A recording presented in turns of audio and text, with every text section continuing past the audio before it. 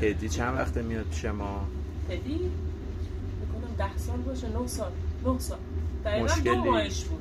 2 ماهش بود. آره خواستم بیارمش دکتر، شما گفتین نه نیارش، بذار 6 ماهش بشه، واکسناش تکمیل بشه بعد.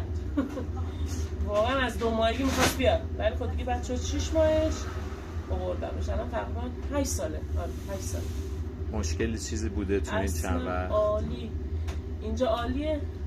بعد سلامت باشید. لطفه. مرسی. حواسشون به بچه‌هامون هست. من با علاقه با اطمینان خاطر میذارمش واقعا اینجا. مرسی. هزینه‌هامون چجوریه؟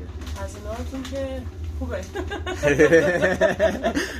ما سانسور نمی‌کنیم، هر چی بگین همون رو میذاریم. نه خدایی نسبت به کیفیت زحمتایی که میکشیم خوب. خواهش می‌کنم لطفا. بعد این سوال آخر، از کجا تشریف میارین اگر خواستین بگین؟ من از شیراز اومدم تهران. سگم که از شیراز آوردم.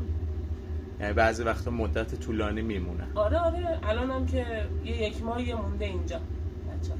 شاید بره خارج دیگه. آره دیگه بچه‌م مسافره. دفعات آخرش شاید اومده پیشم. آخرای اینجا اومدنشه، مهمونتونه دیگه. یه سلامت باش. پسر خودمونه.